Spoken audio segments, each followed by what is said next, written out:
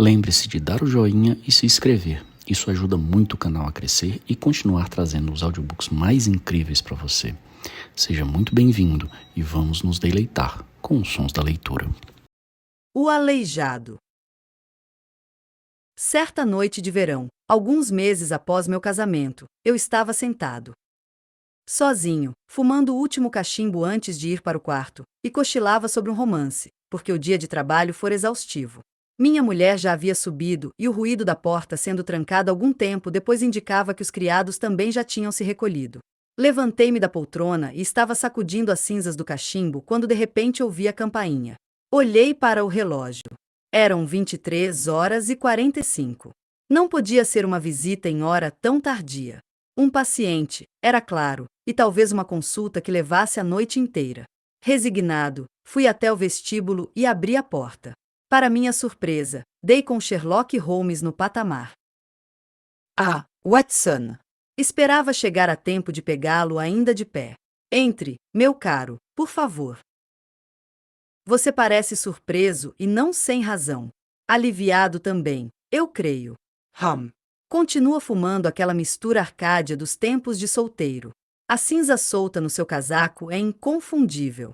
É fácil perceber que você está habituado a usar uniforme, Watson. Jamais passará por civil 100% enquanto mantiver o hábito de levar o lenço na manga. Pode me hospedar esta noite? Com prazer. Você disse que tinha acomodações para um solteiro e vejo que não está hospedando nenhum cavalheiro no momento. Sua chapeleira anuncia isso. Ficarei encantado se você dormir aqui. Obrigado. Vou usar o gancho vago na chapeleira. Lamento ver que você teve um operário inglês nesta casa. Isto é sinal de problemas. Não são os encanamentos de água, espero. Não. O gás. Ele deixou 2 marcas de solas tacheadas no seu linóleo, exatamente no lugar onde incide a luz. Não, obrigado, jantei em Waterloo, mas fumarei com todo prazer um cachimbo na sua companhia. Secor. Passei-lhe a minha bolsa de fumo e ele se sentou na minha frente, fumando em silêncio durante algum tempo. Eu sabia muito bem que somente um caso importante o traria à minha casa àquela hora, de modo que aguardei pacientemente que ele se decidisse a falar. Vejo que tem trabalhado muito, observou, olhando-me atentamente. Sim. Tive um dia muito atarefado. Pode parecer tolice, acrescentei, mas não sei como você deduziu isto. Holmes riu consigo mesmo. Tenho a vantagem de conhecer os seus hábitos, meu caro Watson. Quando a sua ronda de visitas é curta, você vai a pé, e quando é longa, toma uma carruagem. Noto que suas botas, embora gastas, não estão absolutamente sujas. Não há dúvida de que no momento anda bastante ocupado para justificar a carruagem. Excelente! Exclaimei. Elementa. É um dos casos em que a pessoa que raciocina pode produzir um efeito que parece extraordinário ao interlocutor, porque este deixou de perceber um pequeno detalhe que é a base da dedução. O mesmo pode ser dito, meu caro amigo, para o efeito de um de seus resumos, que são totalmente falsos, já que dependem de você reter em suas mãos determinados fatores do problema que nunca são apresentados ao leitor. No momento estou na posição desses mesmos leitores, porque disponho de vários fios de um dos casos mais estranhos que jamais intrigaram a mente humana, mas não tenho. 1 ou 2 que são necessários para completar a minha teoria. Mas eu os terei, Watson. Eu os terei. Seus olhos estavam brilhantes, e as faces, ligeiramente coradas. Por um instante o véu que protegia sua natureza interior entreabriu-se, mas só por um instante. Quando olhei novamente para ele, seu rosto readquiria a expressão impassível de pele vermelha que induzia tanta gente a considerá-lo mais uma máquina do que um ser humano. O problema apresenta características interessantes, observou. Posso dizer até que são características de interesse excepcional. Já examinei a questão e creio que cheguei perto da solução. Se puder me acompanhar nessa última etapa, você me prestará um grande serviço. Será um prazer. Poderia ir ao Aldershot amanhã? Tenho certeza de que Jackson se encarregará dos meus clientes. Ótimo! Quero sair no trem das 11h10 de Waterloo. Isso me dará tempo para tomar providências. Nesse caso, se não estiver com sono, vou dar-lhe um resumo do que aconteceu e do que falta fazer. Eu estava com sono antes de você chegar, mas agora estou completamente acordado. Vou resumir a história o máximo possível sem omitir nenhum fato fundamental. É possível que já tenha lido alguma reportagem a respeito. Trata-se do suposto assassinato do Coronel Barclay, do Royal Munsters, em Aldershot, que estou investigando. Não soube nada a respeito. Ainda não atraiu muita atenção, a não ser local. Os fatos são apenas de 2 dias atrás. Em resumo, trata-se do seguinte. O Royal Munsters, como sabe, é um dos mais famosos regimentos irlandeses do exército britânico. Fez maravilhas tanto na Crimeia como durante o motim, e depois distinguiu-se em várias outras ocasiões. Era comandado até segunda-feira à noite por James Barclay, um corajoso veterano, que começou como soldado raso, foi promovido por bravura na época do motim e chegou ao comando do regimento no qual havia carregado mosquete. O coronel Barclay, quando era sargento, casou-se com uma jovem chamada Nancy Devoy, filha de um antigo sargento mestiço da mesma corporação. Houve, portanto, como você pode imaginar, um certo atrito social quando o jovem casal, pois eram ainda jovens, ingressou em novo ambiente. Mas, aparentemente, eles se adaptaram depressa e a senhora Barclay foi sempre muito popular entre as senhoras do regimento, assim como o marido era entre os outros oficiais. Devo acrescentar que era muito bonita, e ainda hoje, após mais de 30 anos de casada, conserva uma aparência impressionante. A vida familiar do coronel Barclay parece ter sido sempre feliz. O Major Murphy, que me contou a maioria dos fatos, afirma que nunca soube de nenhum desentendimento entre os dois. Ele acha que, de modo geral, Barclay era mais dedicado à mulher do que ela ao marido. Ficava muito inquieto se ela se ausentava por um dia inteiro. Ela, por sua vez, embora dedicada e fiel, parecia menos afetuosa. Contudo, eram considerados no regimento o próprio modelo do casal de meia-idade. Não havia nada em suas relações que sugerisse às pessoas a tragédia que ocorreria. Parece que o próprio coronel Barclay tinha alguns traços singulares de temperamento. Era um velho militar geralmente jovial e bem-humorado, mas em certas ocasiões mostrava-se capaz de ser violento e vingativo. Este aspecto do seu temperamento nunca se manifestava em relação à mulher, ao que parece. Outro fato que impressionou o Major Murphy III entre 5 dos oficiais com quem conversei era a estranha depressão que o acometia de vez em quando. Conforme a expressão do Major, o sorriso desaparecia de seus lábios como que arrancado por mão invisível quando ele participava dos gracejos e brincadeiras na hora do rancho. E ficava dias seguidos mergulhado na mais profunda depressão. Isto e uma certa dose de superstição eram os únicos traços incomuns do seu temperamento observados pelos colegas de farda. Esta última peculiaridade fazia com que ele detestasse ficar sozinho, principalmente depois de anoitecer. Esse traço pueril em uma natureza bastante máscula provocou algumas vezes comentários e conjecturas. O 1º Batalhão do Royal Munsters, o antigo 117º, está sediado em Aldershot há alguns anos. Os oficiais casados residem fora dos alojamentos e o coronel, quando era comandante, ocupava uma vila chamada Lachine, localizada a cerca de 1 quilômetro do Campo Norte. A casa é cercada de jardins, mas o lado oeste não fica a mais de 30 metros da estrada. A criadagem é formada por um cocheiro e 2 criadas. Além dos patrões, são os únicos moradores de Lachine, pois os Barclays não têm filhos e não costumavam receber visitantes locais.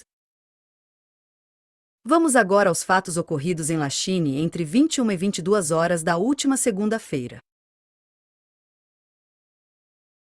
A senhora Barclay é membro da Igreja Católica e muito interessada no estabelecimento. Em Lachine há um aposento usado como sala de estar, que dá para a estrada.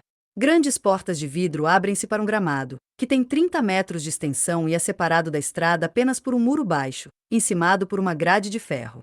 Foi para essa sala que a senhora Barclay se dirigiu ao chegar. As venezianas não estavam abaixadas, porque a sala raramente era usada à noite, mas a própria senhora Barclay acendeu um lampião e tocou a campainha, pedindo a Jane Stewart, a criada, que lhe trouxesse uma xícara de chá, o que era contrário aos seus hábitos. O coronel estava na sala de jantar, mas ao perceber que a mulher havia regressado, foi encontrá-la na sala de estar. O cocheiro viu quando ele atravessou o corredor e entrou na sala. Depois disso, ele não foi visto novamente com vida. O chá pedido foi levado 10 minutos depois, mas a criada, ao aproximar-se da porta, surpreendeu-se ao ouvir as vozes dos patrões numa violenta discussão. Bateu sem receber resposta e chegou a girar a maçaneta. Percebeu então que a porta estava trancada por dentro. É natural que tenha ido correndo contar à cozinheira, e as duas, juntamente com o cocheiro, foram até o vestíbulo para escutar a discussão que prosseguia. Todos afirmam que só ouviram duas vozes, a de Barclay e a de sua mulher. As observações do coronel eram feitas em tom brusco e abafado, inaudível para os criados. As da senhora eram amargas, e quando ela ergueu a voz, ouviram-na com nitidez repetir várias vezes: covarde! Covarde! Esses fragmentos de discussão terminaram num repentino grito medonho emitido pelo homem, seguido do ruído de uma queda, e no grito agudo da mulher. Convencido de que acabava de ocorrer uma tragédia, o cocheiro aproximou-se da porta e tentou arrombar. Lá, enquanto os gritos se repetiam lá dentro, não conseguiu quebrar a fechadura e as criadas estavam aturdidas demais para ajudá-lo. De repente, teve uma ideia. Atravessou o vestíbulo e contornou a casa até o gramado, para onde se abriam as portas-janelas. Uma parte delas estava aberta, o que, pelo que soube, era comum agora no verão, e ele entrou na sala com facilidade. A patroa tinha deixado de gritar e estava desmaiada no sofá, enquanto o infeliz militar, os pés surgindo por cima do braço de uma poltrona, a cabeça no chão, junto à guarda da lareira, estava morto, banhado no próprio sangue. A primeira ideia do cocheiro, naturalmente, ao verificar que nada podia fazer pelo patrão, foi abrir a porta. Mas surgiu então uma dificuldade inesperada e estranha. A chave não estava do lado de dentro, e ele não conseguiu encontrá-la em parte alguma da sala. Tornou a sair pela porta-janela e voltou depois de chamar um policial e um médico. A senhora, sobre quem recaíam naturalmente as maiores suspeitas, foi levada para o quarto, ainda desmaiada. O corpo do coronel foi colocado no sofá e teve início um exame cuidadoso do local da tragédia. O infeliz veterano apresentava um ferimento irregular na parte de trás da cabeça, obviamente causado por um golpe violento de arma contundente. Não foi difícil adivinhar qual seria a arma. No chão, perto do corpo, havia um bastão de madeira entalhada com um cabo de osso.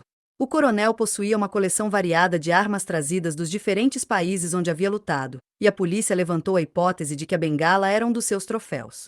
Os criados negam tê-la visto antes, mas entre as numerosas curiosidades existentes na casa é possível que aquela tivesse passado despercebida. A polícia não constatou mais nada de importância na sala, exceto o fato inexplicável de a chave não ter sido encontrada com a senhora Barclay, nem com a vítima, nem em qualquer lugar do recinto. A porta teve de ser aberta por um serralheiro de Aldershot. Esta era a situação, Watson, quando na manhã de terça-feira, a pedido do Major Murphy, fui para Aldershot, a fim de colaborar com as investigações da polícia. Você perceberá que o problema já era interessante, mas as minhas observações logo me fizeram perceber que ele era, na verdade, muito mais extraordinário do que parecia à primeira vista. Antes de examinar a sala, interroguei os criados, mas só consegui obter fatos já conhecidos. Um detalhe interessante foi lembrado por Jane Stewart, a criada. Você deve recordar que, ao ouvir a discussão, ela desceu e voltou com outros criados. Na primeira vez, quando estava sozinha, diz que os patrões falavam em voz tão baixa que mal ouviu o que diziam, calculando pelo tom, e não pelas palavras, que os dois estavam discutindo. Quando insisti, porém, lembrou-se de ter ouvido a palavra David pronunciada 2 vezes pela patroa. O detalhe é da maior importância, porque pode nos indicar o motivo da briga repentina. O nome do coronel, você deve lembrar, era James. Havia um detalhe do caso que impressionou profundamente tanto os criados como a polícia: o rosto contorcido do coronel. Segundo afirmam, os traços estavam imobilizados na mais terrível expressão de medo e horror que um rosto humano seria capaz de assumir. Mais de uma pessoa desmaiou ao vê-lo, tão horrível era o efeito. Parecia que ele previra o seu fim e que este lhe causará o mais profundo horror. Claro que este detalhe se encaixava na teoria da polícia, isto é, de que o coronel viu sua esposa agredi-lo com a intenção de matá-lo. O fato de o ferimento se achar na parte posterior da cabeça não era objeção importante, já que ele poderia ter se virado para evitar o golpe. Não foi possível obter nenhuma informação da própria mulher, que perdeu temporariamente o juízo em consequência de uma meningite aguda. A polícia informou que a Sorta Morrison, que havia saído naquela noite com a Sra. Barclay, disse que não sabia o que poderia ter causado o mau humor de sua amiga, quando ela voltou para casa. Depois de reunir estes fatos, Watson, fumei vários cachimbos tentando separar os fundamentais dos meramente acidentais. Sem dúvida alguma, o ponto mais relevante e sugestivo do caso era o estranho desaparecimento da chave. Apesar de busca minuciosa, não foi encontrada na sala. Portanto, fora levada dali. Mas nem o coronel nem sua mulher poderiam tê-la levado, isso era bem claro. Nesse caso, uma terceira pessoa havia entrado na sala. E essa terceira pessoa só podia ter entrado pela porta-janela. Achei que um exame cuidadoso da sala e do gramado revelaria indícios desse indivíduo. Você conhece meus métodos, Watson. Não deixei de aplicar um só a essa investigação. E acabei descobrindo indícios, mas bem diferentes daqueles que esperava encontrar. Um homem havia estado na sala depois de atravessar o gramado, vindo da estrada. Consegui encontrar 5 pegadas nítidas, uma na própria estrada, no ponto em que ele galgara o muro baixo, 2 no gramado e 2, muito leves, na madeira encerada perto da janela por onde había entrado. Aparentemente ele havia atravessado correndo o gramado. Porque a marca da parte anterior dos pés era mais profunda que a do calcanhar. Mas não foi o homem que me surpreendeu, e sim seu companheiro. Seu companheiro. Holmes tirou do bolso uma grande folha de papel fino e desdobrou-a cuidadosamente sobre os joelhos. O que acha disto? Pergunto. O papel estava coberto de marcas de pegadas de um animal de pequeno porte. Patas de 5 dedos com vestígios de unhas longas, e as marcas inteiras não eram maiores do que uma colher de sobremesa. É um cachorro, eu disse. Já ouviu falar de algum cão que subisse numa cortina? Encontrei marcas nítidas deixadas por este animal. Um macaco, então? Mas isto não é pegada de macaco. Então, o que será? Nem cão, nem gato, nem macaco, nem qualquer animal nosso conhecido. Tentei reconstituí-lo com base nas medidas. Aqui estão 4 pegadas do local onde o animal estava imóvel. Como vê, não há mais de 40 centímetros entre as patas dianteiras e as traseiras. Acrescente a isso o comprimento do pescoço e da cabeça e verá que o animal tem cerca de 60 centímetros ao todo, provavelmente mais, se tiver cauda. Mas observe esta outra medida. O animal estava em movimento. Temos, portanto, a largura do seu passo. Em cada caso, não ultrapassa 8 centímetros. Temos aqui a indicação de um corpo longo ao qual estão ligadas pernas muito curtas.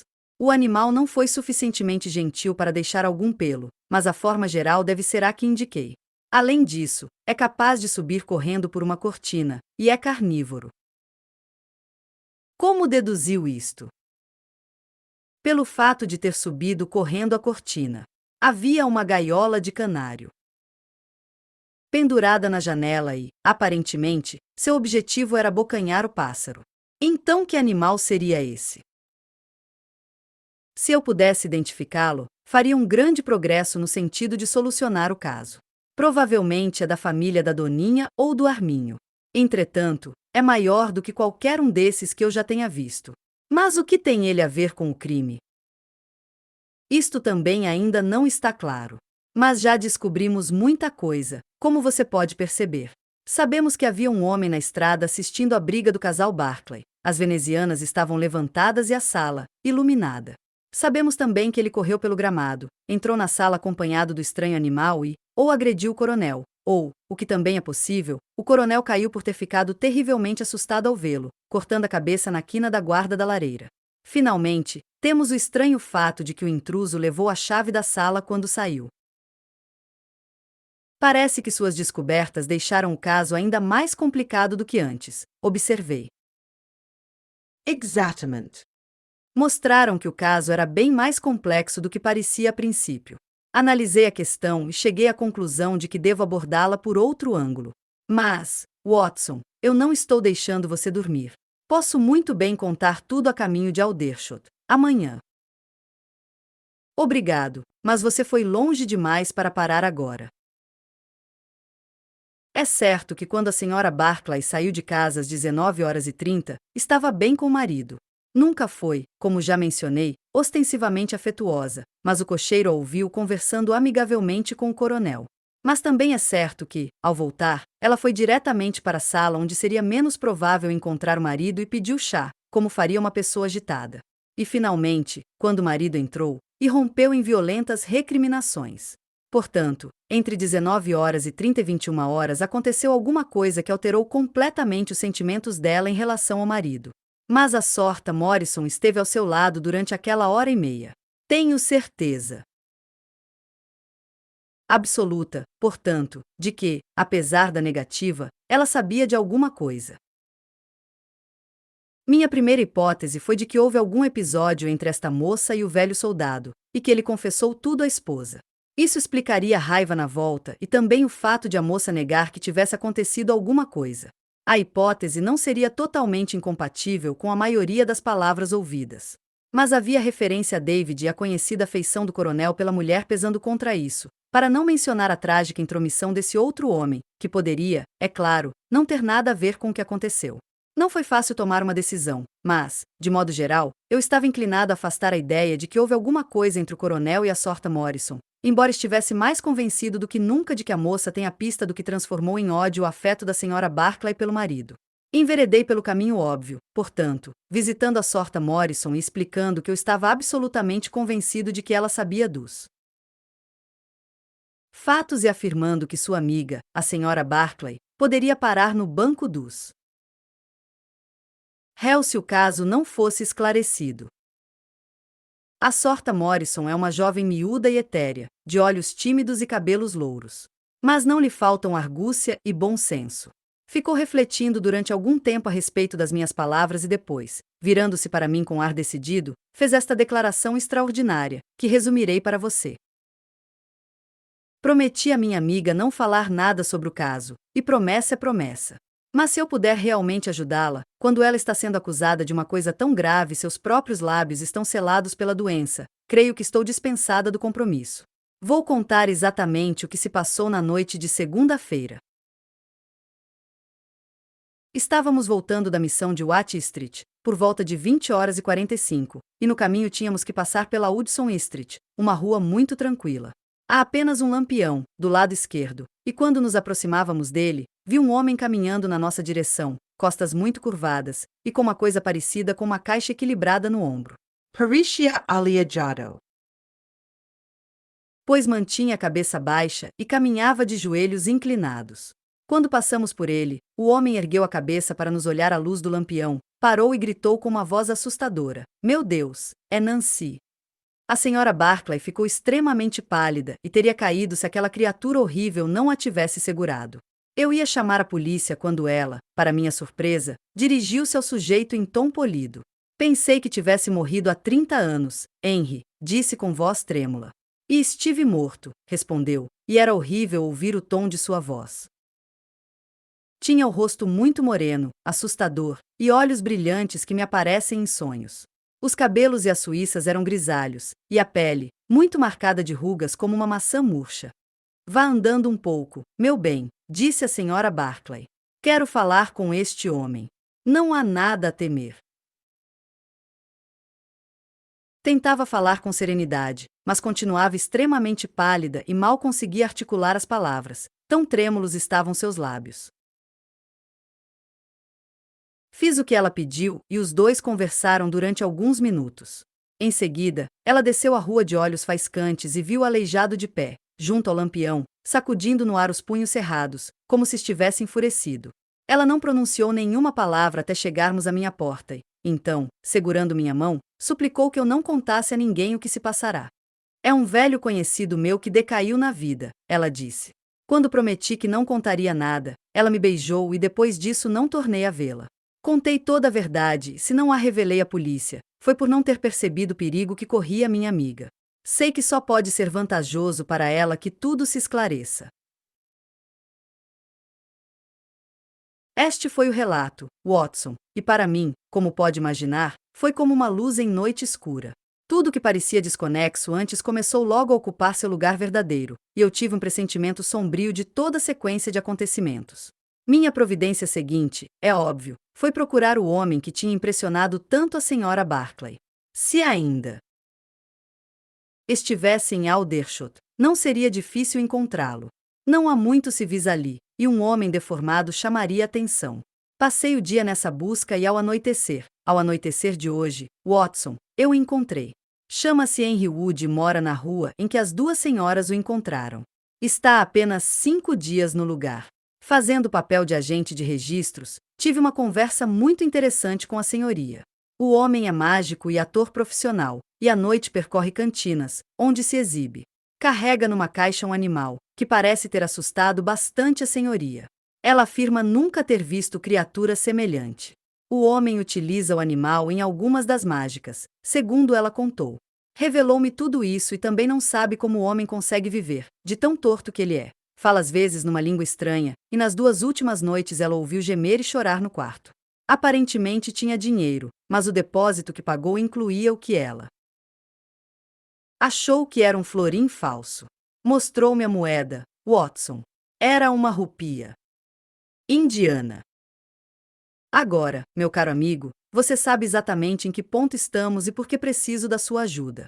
É óbvio que, quando as mulheres se afastaram, o homem a seguiu à distância e assistiu à briga entre marido e mulher pela janela. Depois, entrou na sala e o animal que ele levava na caixa soltou-se. Tudo isso é certo. Mas ele é a única pessoa neste mundo capaz de contar exatamente o que aconteceu naquela sala. E você pretende interrogá-lo? Certamente, mas na presença de uma testemunha.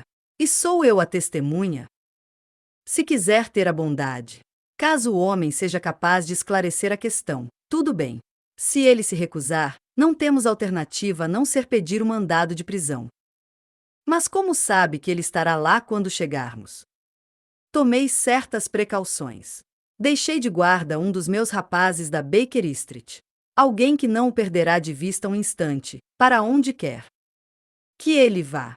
Nós o encontraremos na Hudson Street amanhã, Watson. Entretanto, eu mesmo seria um criminoso se o impedisse de dormir por mais tempo. Era meio-dia quando chegamos ao local da tragédia e, sob a orientação de meu amigo, fomos para a Hudson Street. Apesar de sua capacidade de ocultar as emoções, eu percebia que Holmes estava numa excitação contida e eu mesmo vibrava com aquele prazer meio esportivo, meio intelectual que invariavelmente sentia quando participava das suas investigações. É esta rua, disse, enveredando por uma ruazinha curta, de casas modestas de 2 andares e fachadas de tijolos. Ah, aí vem Simpson para fazer seu relatório. Ele está em casa, Sr. Holmes, anunciou um pequeno árabe, correndo ao nosso encontro. Ótimo, Simpson, aprovou Holmes, dando-lhe um tapinha na cabeça. Vamos, Watson. A casa é esta. E enviou seu cartão com o recado de que se tratava de assunto importante. Alguns minutos depois estávamos diante do homem que procurávamos. Apesar do dia quente, ele se inclinava sobre o fogo e o quarto minúsculo parecia um forno. Sentado numa cadeira, completamente torto e encolhido, dava uma indescritível impressão de deformidade, mas o rosto que virou na nossa direção, embora moreno e abatido, devia ter sido de uma beleza excepcional. Olhou-nos desconfiado, com olhos amarelados, e sem falar ou levantar-se, fez um gesto indicando 2 cadeiras. Sr. Henry Wood, que residia na Índia, eu creio, disse Holmes, amável. Vim falar a respeito da morte do coronel Barclay. E o que eu saberia a respeito? É o que quero verificar. Deve saber que, se o caso não for esclarecido, a senhora Barclay, velha amiga sua, será provavelmente julgada por homicídio. O homem estremeceu violentamente. Não sei quem é nem como chegou a saber disso, mas jura que é verdade. O que está dizendo? Estão apenas esperando que ela volte a si para prendê-la. Meu Deus! É da polícia? Não. Então o que é que o senhor teve com este caso? É dever de todos zelar para que a justiça seja feita. Juro que ela é inocente. Então o culpado é o senhor? Não, não sou. Quem matou o coronel James Barclay? Foi a justiça divina que o matou. Mas saiba que se eu lhe tivesse estourado os miolos, como tinha intenção de fazer, ele receberia de minhas mãos apenas aquilo que merecia. Se a própria consciência culpada não o tivesse abatido, é bem provável que seu sangue me pesasse sobre a alma. Quer que eu conte a história? Não vejo por que não deveria, já que não tenho motivos para me envergonhar. Foi assim, senhor. Como vê, agora tenho costas de camelo e costelas completamente tortas, mas houve um tempo em que o cabo Henry Wood era o homem mais elegante do 117º de infantaria. Estávamos na Índia, acantonados, num lugar chamado Burti. Barclay, que morreu há dias, era sargento da minha companhia. E a estrela do regimento, a moça mais bela que já viveu sobre a terra, era Nancy Devoy, filha do sargento mestiço. 2 homens a amavam e ela amava um deles. São capazes de rir ao olhar para esta pobre coisa agachada diante do fogo e ouvi-la dizer que era mim que ela amava, por minha bela aparência. Embora o coração dela fosse meu, o pai estava decidido a casá-la com Barclay. Eu era um rapaz irresponsável, imprudente, e ele tivera uma formação e já estava destinado à carreira militar. Mas a moça conservou-se fiel a mim e parecia que eu a teria para mim, quando estourou o motim e o país virou um inferno.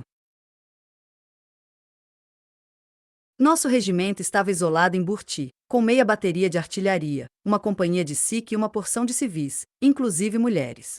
10.000 rebeldes nos cercavam, alertas como um bando de terriers em volta de uma ratoeira. Na segunda semana, a água acabou e era uma questão de vida ou morte entrarmos em contato com a coluna do general Neil, que avançava para o norte. Era nossa única chance, porque não havia possibilidade de abrir caminho à força com mulheres e crianças. Ofereci-me como voluntário para avisar o general Neil do perigo que corríamos. Minha proposta foi aceita e eu conversei a respeito com o sargento Barclay, considerado o melhor conhecedor do terreno. Ele traçou um caminho que me permitiria passar pelas linhas rebeldes. Às 22 horas daquela noite parti em missão.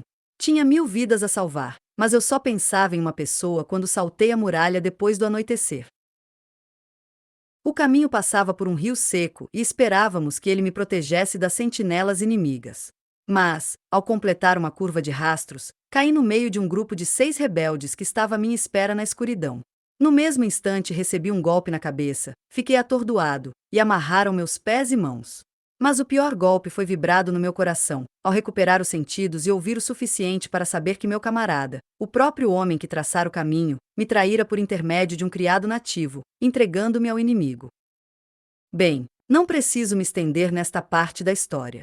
Sabem agora do que James Barclay era capaz. Burti foi salvo por Neil no dia seguinte, mas os rebeldes levaram-me para seu refúgio e passei longos anos sem ver um rosto branco. Era torturado e tentava fugir. Eles me recapturavam e novamente me torturavam. Podem ver o estado em que me deixaram. Um grupo que fugiu para o Nepal carregou-me e passei então por Darjeeling, onde os montanheses da região assassinaram os rebeldes que me mantinham prisioneiro. Tornei-me escravo deles até conseguir escapar. Mas, em vez de seguir para o sul, tive de ir para o norte, até que me encontrei entre afegãos. Vaguei por ali durante vários anos, até finalmente voltar a Punjab, onde vivi entre os nativos e aprendi a me sustentar com as mágicas que tinha aprendido. Que utilidade teria para mim, um infeliz aleijado, voltar à Inglaterra ou procurar os meus antigos camaradas?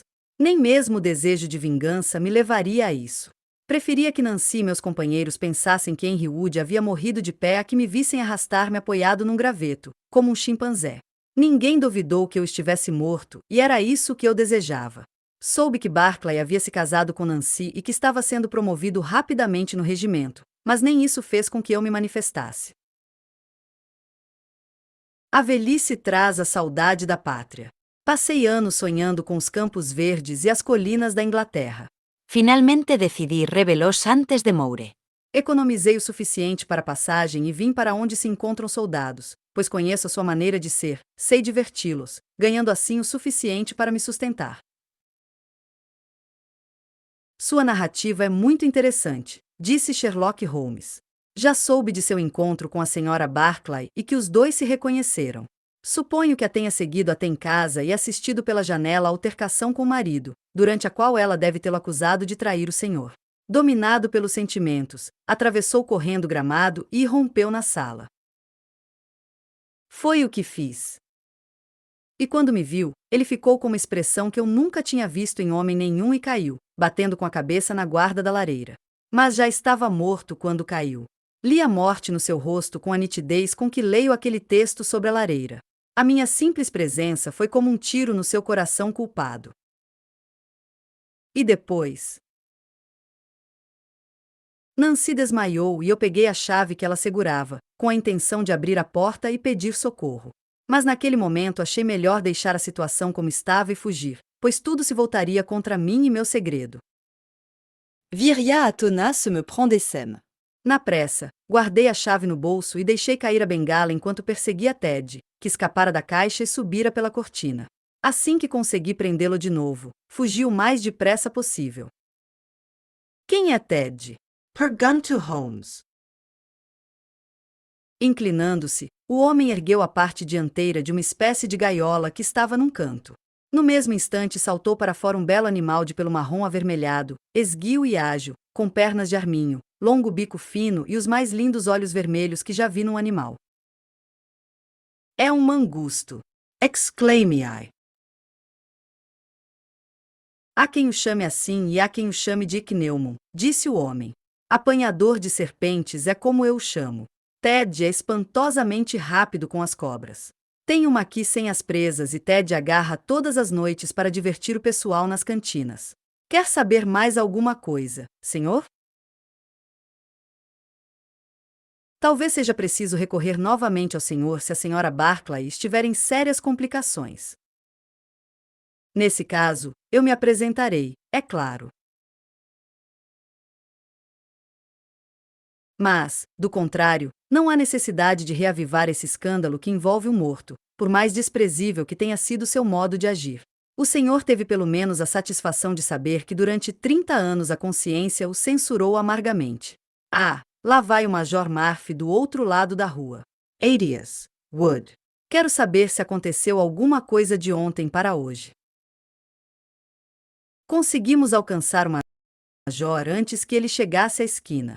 Olá, Holmes. Deve ter sabido que toda essa confusão deu em nada. O que aconteceu? O inquérito está encerrado. O laudo médico demonstrou de modo conclusivo que a morte foi causada por apoplexia. Um caso muito simples, afinal. Bastante superficial, disse Holmes, sorrindo. Vamos, Watson. Creio que não precisam mais de nós em Aldershot. A caminho da estação, observei. Há um detalhe que não entendi. Se o nome do marido era James e o do outro era Henry, quem era esse tal David?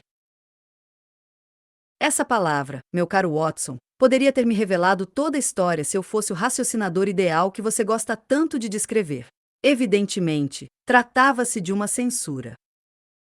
Censura? Sim.